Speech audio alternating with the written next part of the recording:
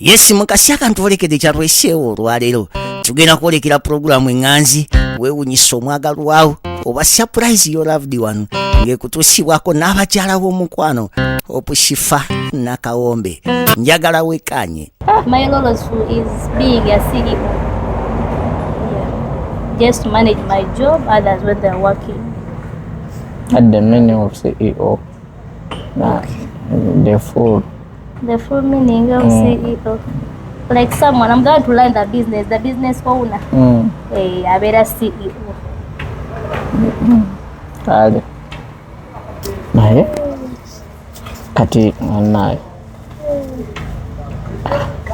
mirimu gyoyagala ate expensive. Anna nkyakirowooza naye emirimu gyoyagala mbadde nze ate nkukendeerezaako kale ku mulimu gw'ewaka nga njagala just okole ogw'ewakaawo nti oba wano dawaka naye kati ate bunoba nti oyagala oluseero ogiraba ngazi ate yeeba yeetaaga mundi nga obinamu amaanyi ate gombere boli soft. I will be the owner of my business. So I'm capable of bringing other workers to work for me as I'm directing them. As I told you, emirimu bw'ekyo sigisobola bannaye bawulira batya ze Slay Queen nga ndi ku kadaala ntunda nkejje nyaanya, even I'm allergic to that nkejje, even I don't eat it. Okay. Anti kati olaba banawe batya ndi Slay Queen ali ku mudaala. Ali kisoboka kuba olw'ensonga lwaki teriyo omuntu agenda kuva eri ajja agambe ono akola mulimu bwe guti omulimu gyonna bannaye. Exactly, mulimu kubeera mulimu but singa buli omu era ateekawo mudaala but being a class buli muntu alina wa level ye kwalina okubeera okitegeere. Tweza sanga mutaani wa biliyoniya nga ali ku mudaala gwa nkejje. Ati katera kati gomanyi nti no bonna bagagga. Class attracts class. Kagamba ko kategere. Class attracts class. So awera nga ndi wa class another level osange nga ntunda omudaala gwa nyaanya. Okitegeera. It depends wherever olinga otya. Olambu obutambuza otya. Tulidde ne kasooli eyo wammwe. Simanyi oba gwamwokyeza. Ahumye. Tekayo abantu ne balima. Tekayo abantu ne balima gwe tolima kozi. I just direct them. Nagandi nze sirima. Oli wa exile. Ndi wase? Wa exile. Oh my God. Olukutonswaza ekigambo kirira kizale. Kali nokyenda bye n'omulimu omunene. I have a lot of job to do. Kugwe. Because even you have a problem of language barrier. Olulimi tolutegeera bulungi ogwo nagwo mu mulimu oba tukkiriziganyizza. I'll teach you how to use English. Yakujja mu buli obulamu oba badde ku level 1 oyambuka odde ku level ey'okubiri. How is it? Oba gwe oyagala kusigaya mu buli bw'obaddemu. Obulamu kituufu bukyusa. Obulamu otukyusa era twagala okukyusa obulamu. Naye batya oba kitegeera akati nze nange mpulira nga njagala okukyusa nimba nga mmanyi Oluzungu. So you take me twalazi. I'm somehow educated. Abaana baffe bajja kulaba amanyi Oluzungu. Tukakulabana nga batwegombesa. Kubeera ne mama ne taata bonna nga bamanyi Oluzungu.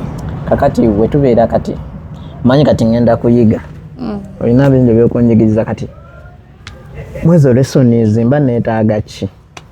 Nothing kasatu baba tuli fena. Your free time. I'll make you learn.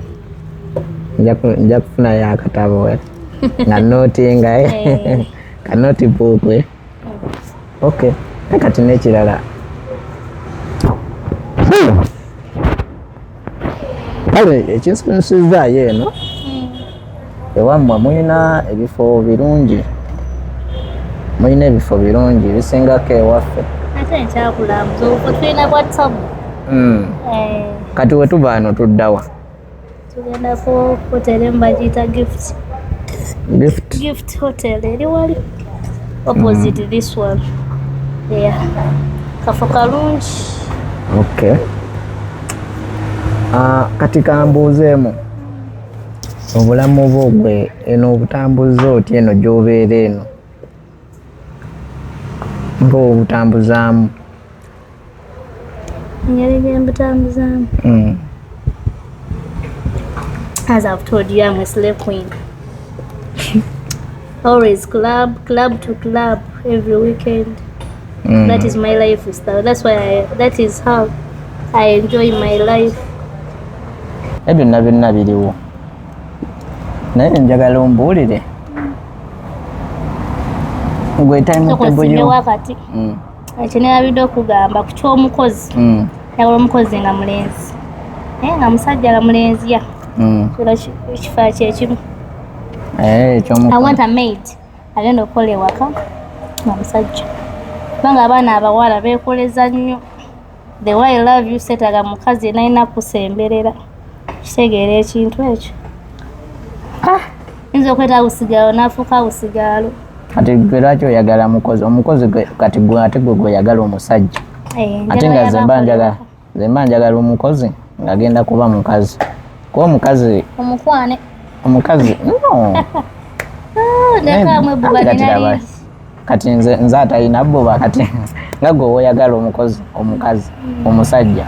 Kati gwe lwaki oyagala omusajja? Anti nze mba njagadde njagalira ddala omusajja. Mba njagadde omuntu.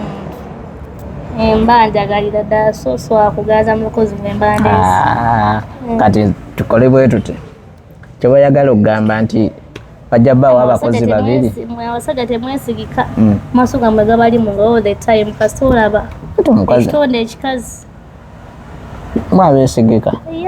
Nga ffe tuba twagadde omuntu. Nga nammwe mwemwolera nnyo ku bakozi abasajja ddala abo badureva. Yes, no, nze mba njagadde omuntu. I lean on one person. Paka wetwekyawe. Kati labayo omukozi omusajja agwe mu ngoye zaffe azooze atufumbire emmere akole. It is me to cook. Omulimu ogukola ajja waka mirala. Ate n'okuwaata wangambye towaata. Asobola okujja bayo bana balenzi abaakuzibu. Bati ogenda mmujjawa kujjako eno ewammwe. Gye bali abalenzi abaakuzibu. Njagala kikuseeza era sobola kwanga. Nze njagala nze mukazi muwala mukozi nga mukazi. Waayo noonya bw'onaakwana? Asi mukwana kati ate mmwe mwakirookingirayo. Musajja tetubeesiga amaaso gammwe gabali mu ngalo. Ate n'ekirala kye mbadde njagala okubuuza timetable yo gwe olunaku ogitambuza otya? Me myself, as I told you, I still live with my parents. If I wake up, I brush my teeth, they bring me breakfast. After eating the breakfast, then I burn my phone. As I told you, I'm a media person. I be on my phone, then I rest for some hours. I wake up, they bring me lunch. Lunch nsanga went whether I'm in my room, whether I'm where. That is the soft life I told you I need. Okay. After eating lunch, I rest cool. If it is weekend time, I can come and I vibe with my friends. That is how my lifestyle moves on.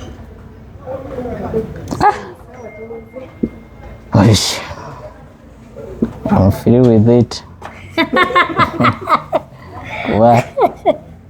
Oh, you are free with it. Very nice. Obulamu bw'engeri gy'obutambuzaamu bw'osanyusiza. Buli kimu kinsanyusiza.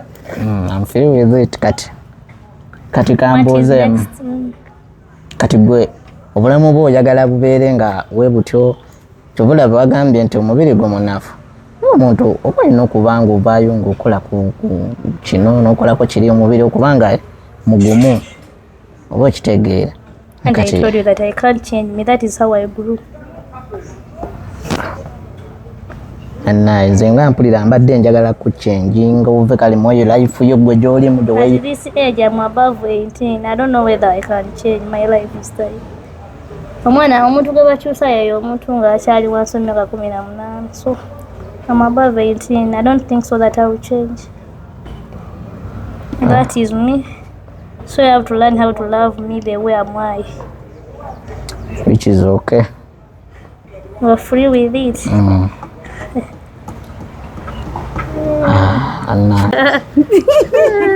I'm free with it. Munanga abantu oleka ne bakwatagana bangamba nti I'm putting my nose. Okugamba oteke ennyindo yo in their business. Okitegedde. Boy, put my nose. Nti ebyoluzungu munanga. Bangamba Shifa you're putting your nose. Simanya gwalemesa kati ne ngamba kansooke nzireke ebbali. I'm free with it. Free with it. You're free with it. Bigenda bitya. Ola badde wano nga mugamba. Timetable ye atambuza kyo olunaku. Ayina ne timetable. Omuntu obeerako n'ogamba nti n'olunaku ngenda kukola kino ne kino ne kino ne kino. Kantuleko wanambuulire. Ndabyo oyimuka oyigenda olina w'olaga. Oluzungu lumusituddemu agenda refreshing. Omenga utegera bulungi. Munange people are saying you're so much English. I'm so much English. But English is Englishing. Yes, mbu munange. Mbu too much kati. Too much English egera kunemesa. They don't know how you're going. Bukakanya oluzungu. Waliwo yagamba kale nno mu abazadde abali owerere nnyo abaana. Mukakanyemu mugenda balemesa obufumbo, but no, that's not right. Buli muntu abaye n'omuntu we gwakwatagana naye. So that's why I'm saying I'm free with it. Nenga Jessica tuli kaliisizo ani yali amanyi olaba ensi bweri enfunda. Enfunda kitulu. Maire musubira tubawo kaliisizo naye gwoliwe nompozi. Nze ndi weno mpozi bano. Just weesibako mukwano. Just yesibako. Omanyi Masaka buli omu bambi ayagala okugamba nti yasomoka Rwera. Yes, arwesibako bwesibi. Yasomoka Rwera. Wasomoka ki? Ki? Mbu yasomoka Sezibwa. Kiruddawa. Jessica doesn't know where Sezibwa is. Is it even in Uganda? Maybe it is not in Uganda. It is in Kayunga side. Okay. Nenga bannanga omusajja bambi. Olugezigezi too much. Talina bugezigezi. Ezigezi balwogera ku nze. Bagamba gwe mbugwayo olugezigezi. Naye ye taluyina. But ninga wembagamba, I can't change myself. That is how I grew. That is how you are. Yeah, that is how I support you. You cannot kubanga okusinga pretendingayo wamma omwezi otuuke bikuleme. I'll be ending in tears. That's why I don't pretend. That is my lifestyle. Ate abantu bakwagaddeko mazima. You're straight. Whether you're free with it or not. I'm straightforward my point. Right man nebulankanya. In one matter ufumba uberenga to be someone you're not. Yeah. Sifumba akaba lumenyo mtono na mmere mu lusuku. Not everyone utaina kuna mmere mu lusuku. Mmere ina kumusanga wendi. So long as I can cook it. You can cook it. Yes, I can cook. But ebyokuno ne mmere mu lusuku nno mboneka likabaluma nnyako bagenye obutakyala kyala. Ko baba kabalumye kabayisiza bubi. But that is me, too much people nabo. Too much people at home. Buli budde nga tova maseppichi. You don't even peel? I don't peel. Don't you see my nails? Oh my God. Oh my God. As you see. Kati zino engalo ddala oziteeke mu masanda. Naye kankwekeza nazirumyeko ebitundu sooka ozirabe. Nazirumyeko ebitundu mune yanti byokufumba kati azonna munda ziddugadde. I don't peel. Tugula mpaate maybe. Ate byokuyoola amanda. Ali bangambye ddungu tewali masannyalaze. Are you for real? That's how the Farouk was told me. No power. But we shall use gas. You will use gas. Naliga tufumbira ku masannyalaze tewali masannyalaze naye abageze kuntwala mu kyalo. Ku neighbor waliwo amasannyalaze. Tegaliwo wali ewajjajja eno kasiwe tugajja naffe ogatwala ewa God. Mpola mpola. Mpola mpola. Aba abanjayo omuti. Banaye. Wamma Farouk atera okungamba natutte ewantu essimu gikyagi. Ate yange ino okubeera nga all that time. Tova kugundi. The media person. Live. Oh my God, I can understand you. Right man, that is situation. Banaye. simu yange all the time ebeera battery full the data. That is not right. I might not manage. Watali masanyalazi sisula mu nzikiza talagasula gaaka okitegeera nange enzikiza ntera ogitya bannange ate olwo bakuzzemu ebyo. That is too much forgery. Too much forgery. She cannot handle that forgery. Bannange bagenda kwongera kunyiga. She cannot handle that forgery. Kubanga mu nsi ffenna tukolerera birungi. Kitegeera bigenda mu maaso kati saagala ate nve ewaka kweyiya ngende mu mbeera y'okubonaabona ate etabadde wembadde ogenda kugololerawa Ngenda kugololerawa. Kukyajinga essimu ate yo kikulu nnyo. Essimu is my personal person. Your personal person. Mbeera ku lusegere kwesiba nebeera essimu tevuze nnyo basi lwakuba luli lwaliro bwakiro batoni phone yebula eka batoni phone kabula batoni phone yevuga sorry toze nako inawo okakwesi ero sijina baba najimute ba complaining nnyo ku kyamasimu so I muted it. Ate Jessica wampisa kyemu complainingako ng'agezaako naye ebyo ekyokuwaza ye tajja wa kati zino enjala eddundu wali abakola zino enjala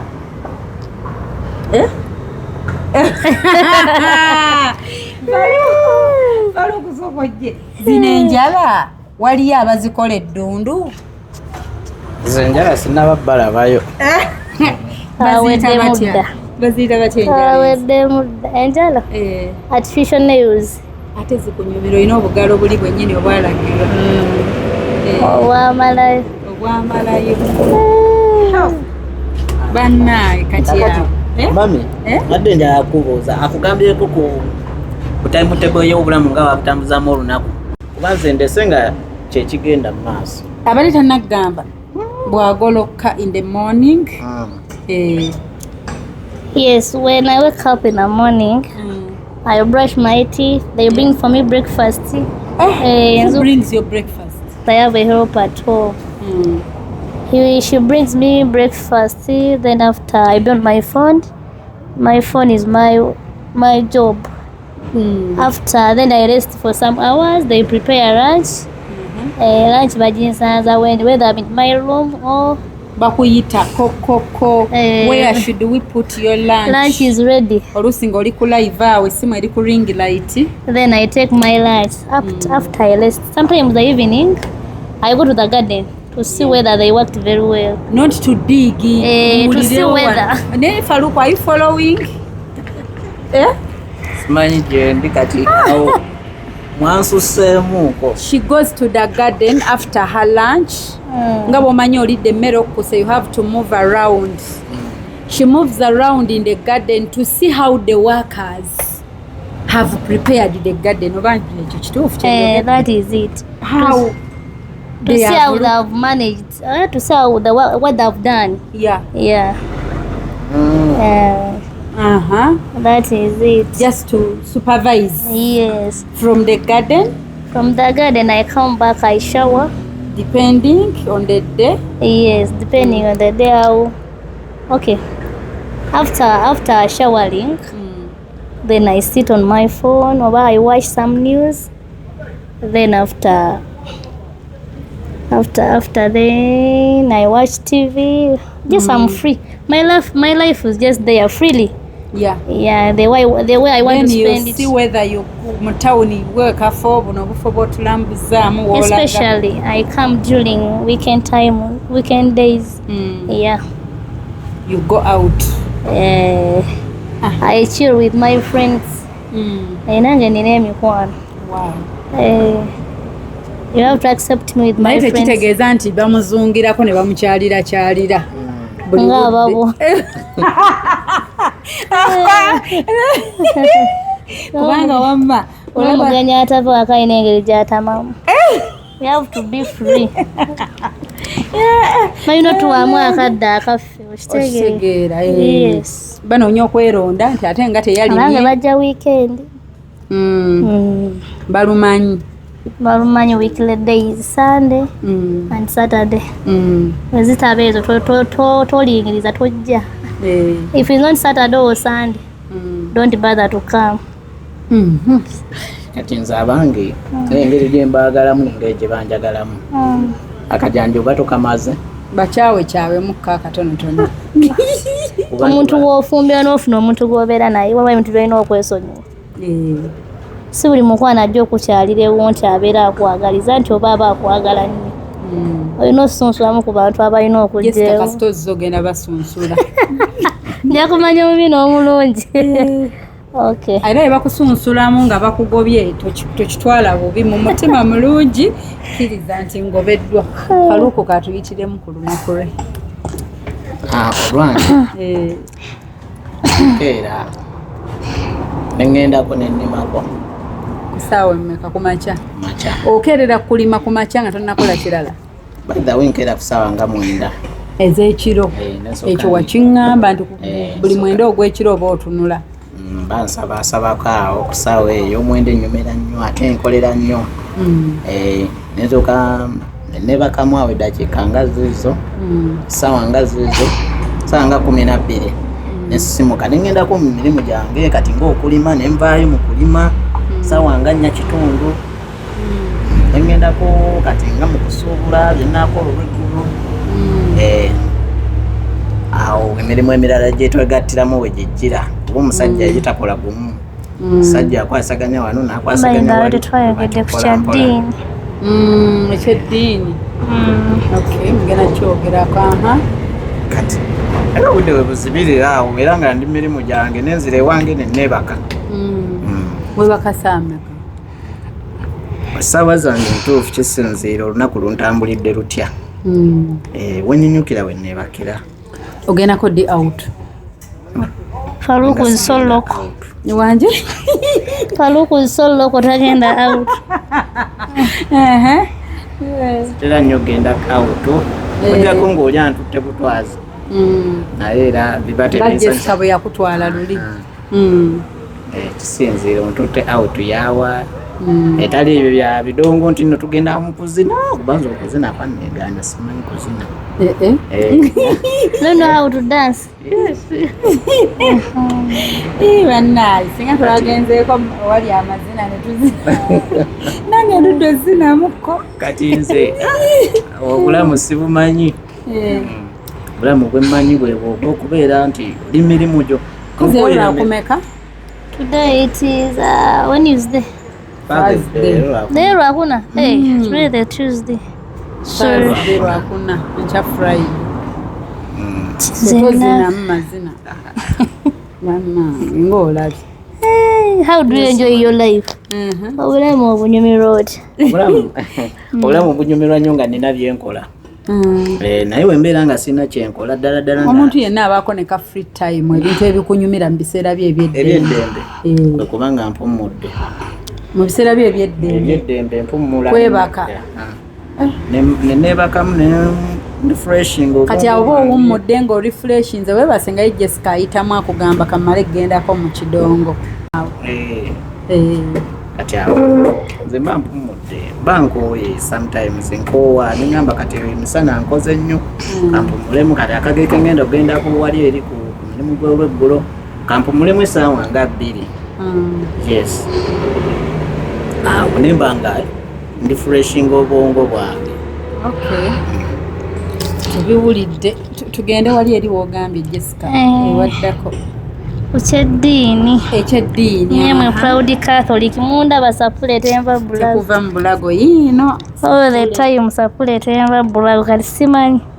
Mwami Faruku ku kyeddiini. Ananzikiriza okusigala nga nsaba mu ddiini yange.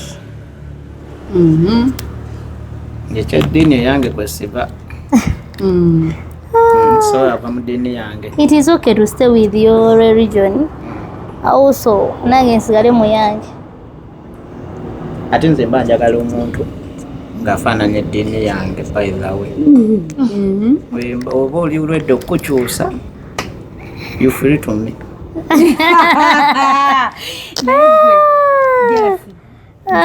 bulungi ebintu bino ate biri on record. Faruku yagamba atya ku Silivia ku kyeddiini.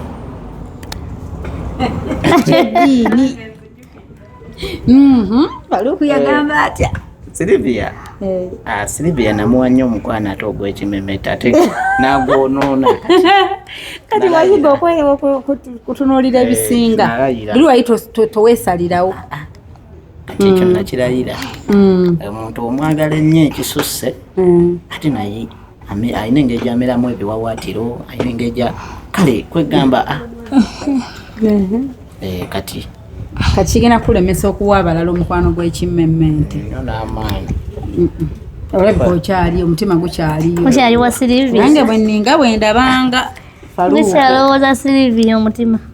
Tegukyamulowooza kuba nayife yange yabambambi. Kyayagala kati naawe. Nze namukyawa ate ne munyiigira. Bibiri. Okukyawa omuntu. Ate jasi lwaki oseka. Gomanyi okukuba embooka ezikuyingiza omwafu. Namukyawa ate ne munyiigira ebyo bibiri. Namunyiigira ndi munyiivu gyali ate ne mukyawa. How can you humiliate me like that? Ngate yegwe yereeta tetukunoonyangako twali tetukumanyi noswaza noletera n'abantu okugamba mbu nkwesibako. Who are you for me to tie myself on you? Nze oluzungu. She was just tying you on you. Yes. Mbuno me tie myself on you. Who are you? You looked for us. Kumbe you wanted to use us. You ended up abantu ne bafuna perspective enfu towards me. Why? I'm not happy. Yatukozesa nnyo, yatukozesa bubi nnyo. Ne Faruku yayogerako ddi ku luzungu. Omukyala gayo so local. Ozulwange.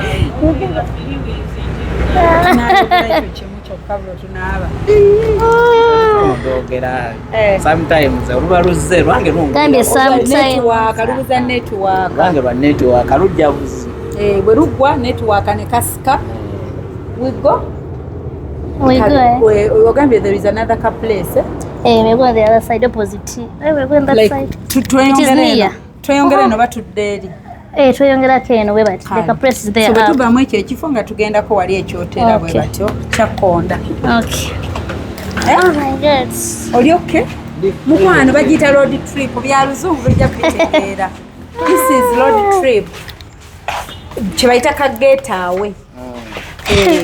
So this is a getaway from to change the environment from the one you're used to the environment you're not used to. This is what we call new people, new place, new food, smiling, new everything. New condition. New condition. It is a new condition. New condition, yeah.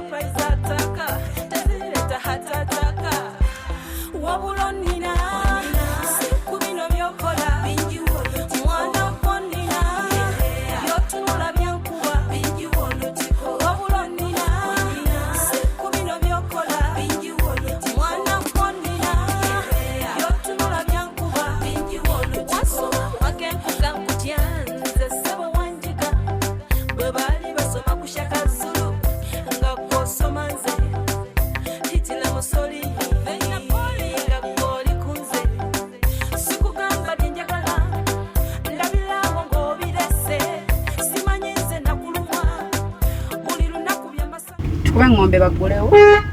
Oba tuleke wabweru kuozi munda katono.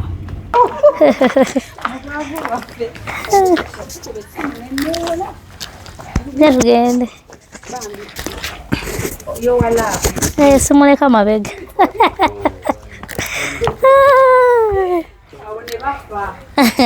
Netulumya abayaye.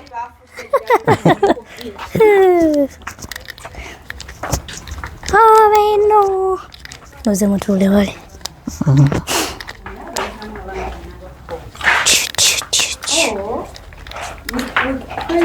How we gonna sit there? There's no rooms. Okay. Just want to see myself in a mirror.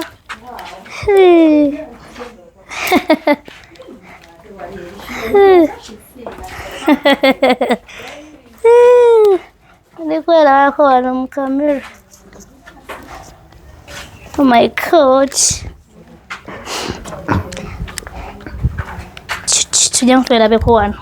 How you look alike.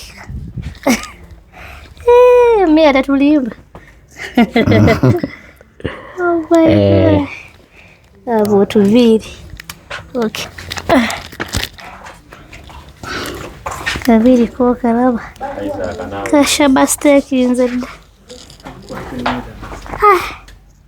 Nachongeri bora. Edi kumanyi.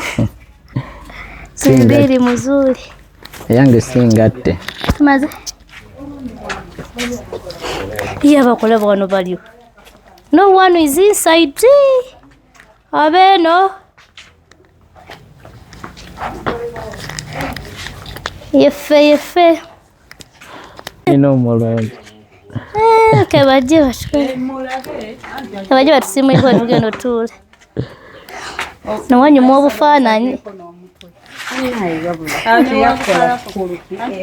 Jessica watuuka wano mukone nkobuka neno kawuna gwajeno yalaba nnyo ebiyindi olanyo firimu z'ebiyindi mbwayigiriza Faruku Laavu nti mwongere mugagwe mmundu nga gwe yabiruddemu kale obuuso buli obwa buli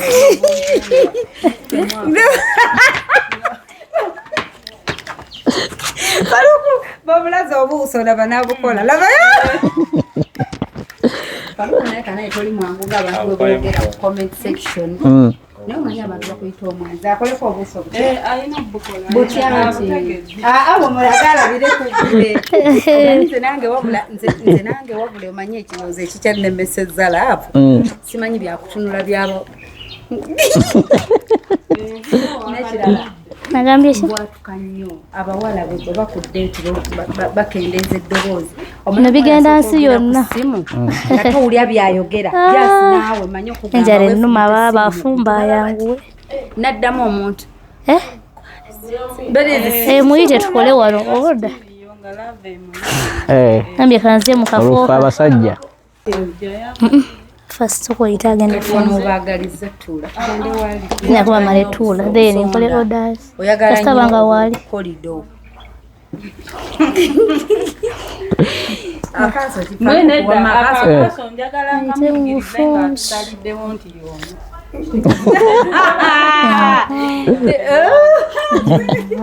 agala nnyo ebintu by'ekizaale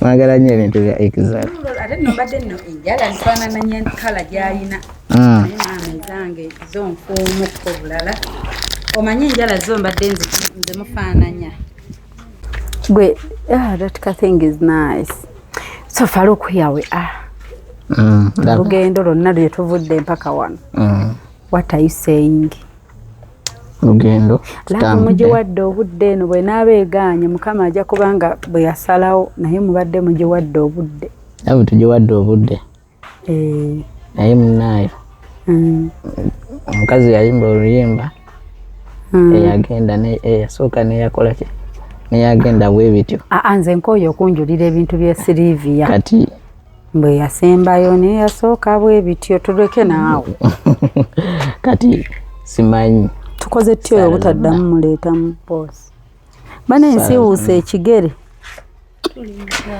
munnange we are in the villages kasita we are not the one in love it's their love be balina onyiririra laavu yaabwe ffe tuli oke tebyatugambako ndi out mama twaze ku road trip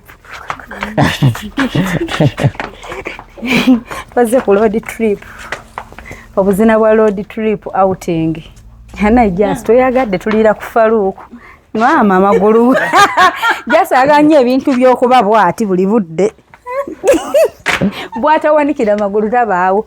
Tubadde tulimba Jessica ngoyo kya kasooli oyo kyezzooli bwoti. Teri kasalamu temukasalamu. Buli budde amagulu bwataba ati tatereera. Buli budde kati emmeze z'abandi oliziwalampirako. Exercise. Yaki. Ndidde nnyo nsalamu okkuto. Ate nga tugenda lya buli tetunnalya. Anti kyekyo kyembadde njimu. Bintu bye byamagulu waggulu byakukuba sama banaye. Naye Jessica. Donaatera. Naye Jessica tulamuza nebifo. Olabye tofuna budde bwa autu. Budde wa olabye ofuna omukazi wa Ekizairo. Wa Ekizairo. Olaba. Jessica. Kyendabye olinga atandise okufuna ogundi yenna etega gye yeetegamu. Kati luli yajja ayambadde akateeteeyi kakomeeno ate kati agize ka siriiti. Ate nno siriiti ekomeko wano ekomeeno. Nze kyenjize ku Jessica kyemmuyigiddeko wadde nga siri tiimu Jessica. Anti kati tuli waabwe. Ate kati tukole tutya? Siri tiimu Jessica era akimanyi. Wabula nina bye muyigiddeko byanjigiriza okwetega. Jessica yeetega. Kubanga oli ne wanaaba taamwagale wadde Faruku simanyi ndowooza ye. Neba ne Jessica yeetega. Yajjira mu kateeteeyi nga keeru yenna ekisambi kiri bweru. Kati leero yongerako ne kano nti ekisambi nga ng'ekisambi kyeru kati leero atulaze ayambadde akateeteeyi kaliko siriiti ekomeeno. Eno kawanvu naye siriiti ekomeeno. Nze laba naye Jessica saamutwala wa muntu wange amukubbako. Nze nkubuulira. Jessica yeetega wuyo mu kajampusuuti azze yenna kakomeeno. Ate ekirungi kye si wa make-up. Never. Tasimulaba nkunga busima lipstick biki? Never. Tabyagala kati lwakuba obuzibu bw'ayina tagenda mu nnimiro etteeka lingi. Tawaata. Kati ku ddundu awantu bwe tugenda owaasa emmere ya Jessica. Simanyi oba Naalongo anaakikiriza omuyambako waata. Leka kuleeta buzibu ate. Naalongo bw'anakkiriza. Kuba kati kubanga ye Jessica atuyigiriza okwetega. Nze kyokubya kyenjize ku Jessica. Kyenjize ku Jessica kyanjigiriza. Ekyo kyokwetega mbadde nkimanyi. Wekyetaagisiriza. Nange mbeerako bebikwatako netegera bebikwatako era ekyo kyo siri bubi. Jasigwa abadde bubi. Ekyo kyo siri bubi. Shifanga mwera bidono gomulaba wano je netegera wabaayo kube banyini byo bebikwatako ekyo sijja kigenda munze siize gwe mwebaze kuyigiriza. Anti mwebaziza naye saamusiima. Jasi naye teyakusiima. Kakati ekirala nze kyenjize ku Jessica muyizeeko kye bayita self love and confidence. Nze siddamu naku mba omuntu alina kyanvumye. Muyiseeko kye bayita self love and confidence. Mwana muwala yalina kye bayita confidence.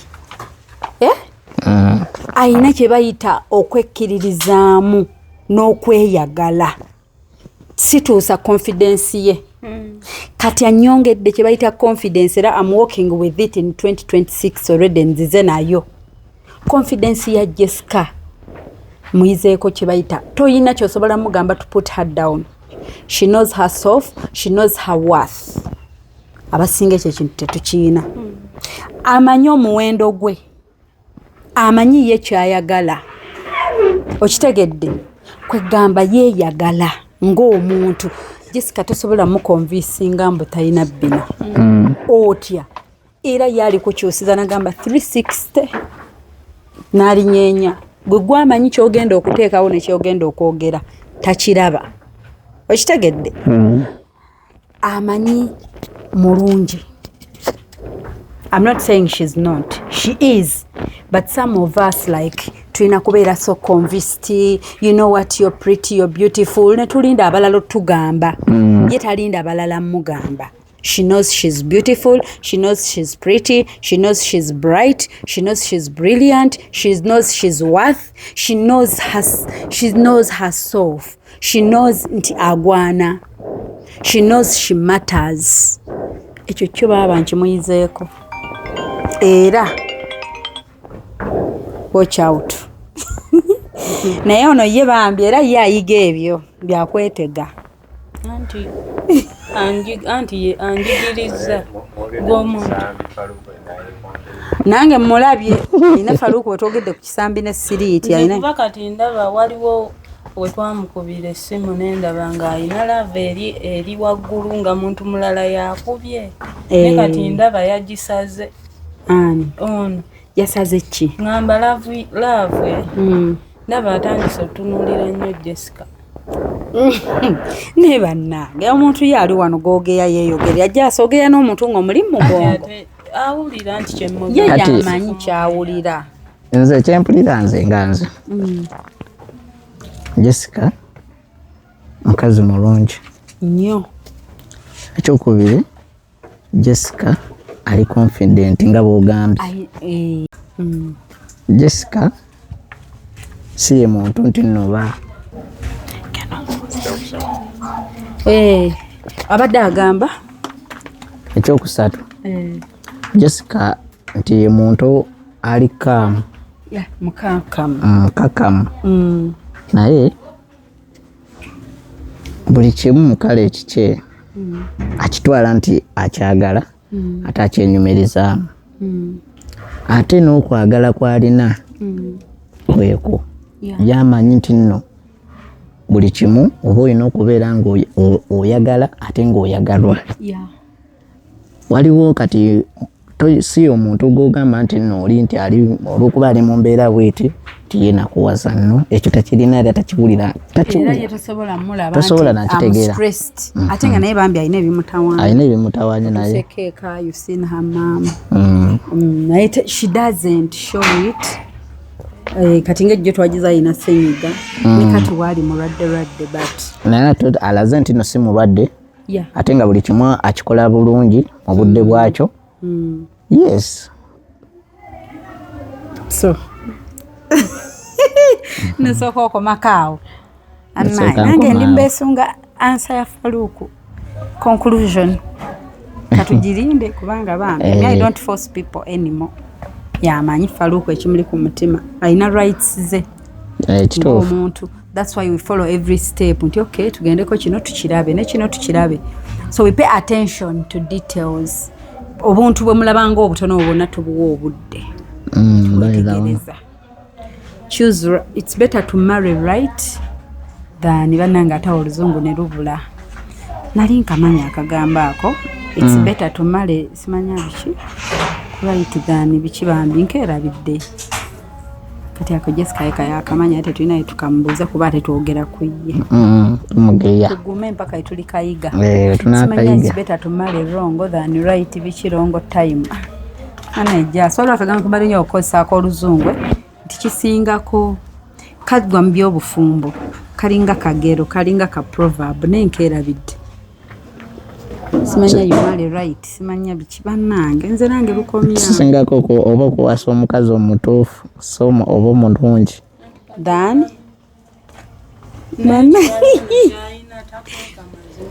takweka mazima she's open.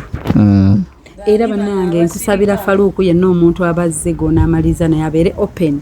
Saga muntu afula it's okay nekyo nkigumidde sifaayo tutambuleyo omwezi gumu mbwate bino abenga atabiraba batandiko tuwozesa muchobola buli byonna binzizaayo Silvia namukyawa ne nayiga nti omuntu asobola okwefula shifa it's okay ne omubuuza omuntu wamulabye namulaba shifa buli gyomba laba it's okay mukwano yatuuka ng'alinga muntu mupya oba mukuva ettaki baatuwaamu mulala awo tukitegeera nange online simanya shopping ndoza naffe baatuwa mulala naffe gwe twalaba muli bambi naffe era kyali tebyakwatagana naffe okitegedde naffe yagwa. So we're going to sit and chill and enjoy our eat food.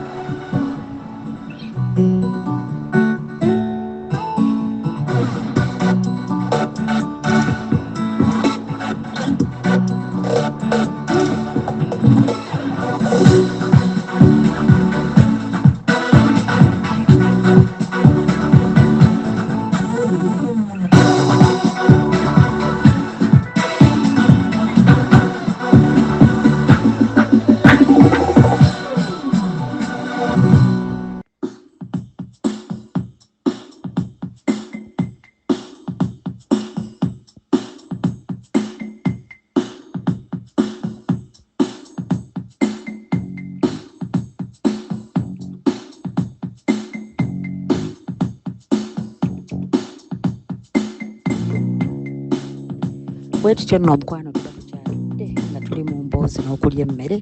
Jessica n'abagamba muteekeko music anti munnange eri ebifo alagira ali mu kitundu kye omukulu nagamba bateekeko music ayigirize omwami w'okuzina alabe tali loko mu ngeri gy'azina amazina ate n'atugamba bwe tuva wano agenda twongerayo ne mugamba nedda nange kempitiddeko eno nga siri bize nnyo kanfuna omukisa guno ogukyamaka ate ewaffe mu kyalo wali eri ekyakkonda n'agamba ogamba kyakkonda ekyotera nti tewali buzibu eyo nayo nyinayo akafo ka outing era olunaava wali ewammwe nyina batwalako mu kidongo akafo bakayita lakizale era nga bunnange neŋŋamba ekiki omuntu obeera yino kaliisizo omanyi n'obufo obufeeri nti ye wali akafo bakayita lakizale kalungi nnyo ddala kanyuma naye katusooka ate tunyumirwe omuziki oguli wannaga tukolere ddala practice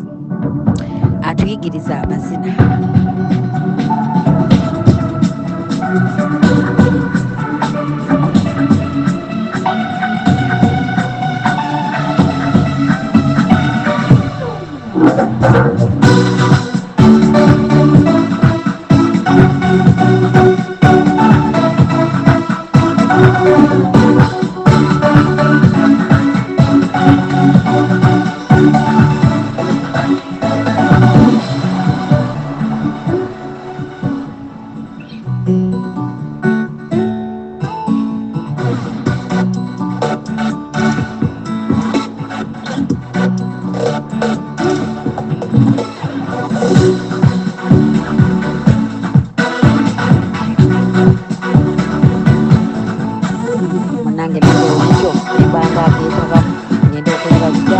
Okusinziira ku Jessica enkuba gyakubamu amazina nga nze ndaba ntabula bitabule sijja bisobola naye nga otherwise wano wootulabira tuli mu kunyumirwa omanyi tetula kufuna kadde bwe kati tetula kufuna buseera bwe buti obunaku bwe buti like we felt so relaxed though we felt so relaxed naye nga gye tuli wala biti n'agamba njagala musooke munga mulemu mbalage nzaani omutuufu musalewo mu ngobe nga mwamumanyi bazadde ba Faluuku bangobe nga omutabani waabwe mukubisizzaako ku bidongo nga mukubisizza ku mazina nga mulazeeko Jessica yaani omutuufu akitegeere if we are to shine we shine if we are not to shine yagamba era bwatyo n'atunyonnyola nagamba byonna mubikole naye nange njagala munkyazeeko ewammwe nemugamba ewaffe nno nga tewali ebyo byabannabidongo nga tewali onaanyumirwayo nagamba njagala oba watya nzije nange nkoleki munnaye nkimanyi bangoba buli omu ali ttiimu Shadya but it is okay bwe bigaana kwolwo ngamba kyaliddeko nga nange munnaye nga neenoonya koffe kale katusoke tunyumirwe moment eriwo ebisigadde tunaabiraba bwe batyo nno munnanga abakulu beegezeseza ddala ne bakubira ddala amazina ne bakubira ddala endongo ne babiibya ne beeraga ne batulumya munnange nga beetegekera ate ekijja mu maaso awo mbu bagenda mu ndongo super kye bayita night club ate ne baŋŋamba nange nyina okwetaba mu kimazina gye tweyongerako nze itiizoke naakoppa agammwe n'alabirako mmwe bye mukola nga byenkola ndaba mu mazina tebagaanayo koppa si kyo osobola boli kyakola naawe n'okola ekyo munnange bikkirizibwa osobola okukoppa n'oweyazika ku g'abalala naye maama wabaayo obutakoppeka kati labanga ako kaali mu kuzina lengera bane Jessica naye annange Jessica siri kwerabira tetumanyi ebya relationship oba binaakola oba munaaba mwenna decision zammwe mwabeesalirawo wadde abamu balowooza nze asalawo naye sijja kwerabira Jessica otulabizza ebintu Jessica atulabizza ebintu omwanda we kwegamba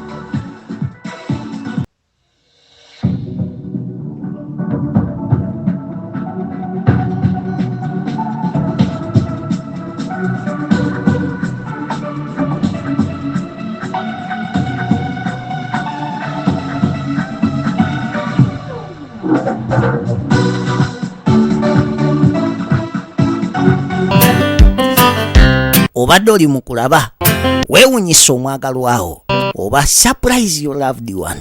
Ninaabagereka w'omukwano Hope Shifa Nakawombe. Tusisinkane nate.